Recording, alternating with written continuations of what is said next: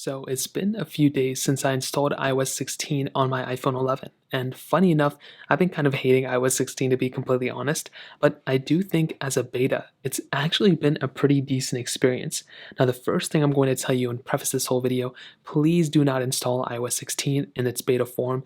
If you're watching this in the future, then by all means go for it. But this is not me endorsing you to install this version of software. I think it still has a long ways to go. It's definitely not stable. And honestly, a lot of these things need to be refined before you actually use it as your main, software.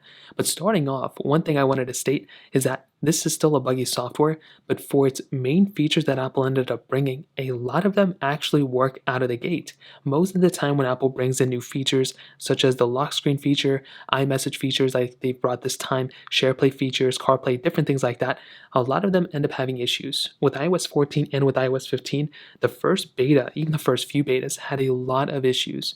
And in this specific time, really the only issues I've been having is overheating a little bit and battery life drain.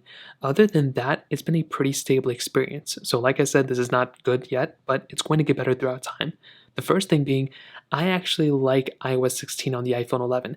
The iOS 16 update brought pretty much every single feature to this specific iPhone. There are a few features that are not supported, but for the most part, all the iMessage features, everything including live text, those improvements, the Siri improvements within iOS 16 as well, pretty much every single one of these features have been added to our iPhone 11, which is really nice. And the fact that this is one of the cheaper iPhones Apple sells, I'm actually really happy about that they actually ended up doing that. So we have the lock screen improvements, we have focus mode improvements. There was a few features that are exclusive to the iPhone 13s and possibly the iPhone 12s, including a landscape FaceTime or Face ID unlock, so you can unlock your iPhone via Face ID sideways. Also, the cinematic mode improvements and camera feature improvements, those are, I think, only exclusive to the iPhone 13s. But for the most part, all these other updates and improvements are supported on something like an iPhone 11, which is really, really cool, including this little feature. So, one thing I was able to see was, again, you can go ahead and remove foreground, subjects from the background. So I've been using this as an example. I can go and hold down this dog and I can go ahead and grab it. I can go and place it somewhere else. So I can place it right here and I can send it. Now, I don't know why I didn't send that time, but essentially you have this capability now, which is really cool. So this kind of stemmed even from iOS 15 where we have drag and drop. But like I said, all of these features are supported within iOS 16. So the iPhone 11 does support it. Now, one thing I've been having, the biggest issue I've been having with iOS 16 on pretty much all my devices is it overheating a little bit. I did notice that, first of all, it is overheating quite a bit.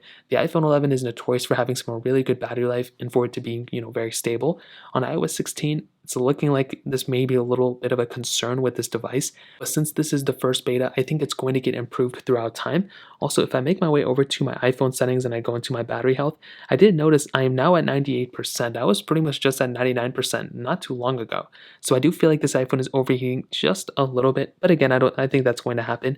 You can also see my drainage. It's been a few days, since you can see last charge to 26% right when I just unplugged this. Last 10 days, nothing super crazy. I do think over time, though, it's going to get better and better throughout software. You can see I was on standby time for quite a bit of time, and the battery life did actually end up going down a little bit more than I expected it to. But regardless, I think iOS 16 is going to grow on the iPhone 11 very beautifully. And honestly, I think this is going to be a pretty stable update for this device when we get officially, when it officially comes out. But do not install it yet. It's completely not worth it. So that pretty much covers it. If you have any other thoughts or questions, let me know in the comment section below. Hit the like button, that would mean so much, but definitely hit that subscribe button.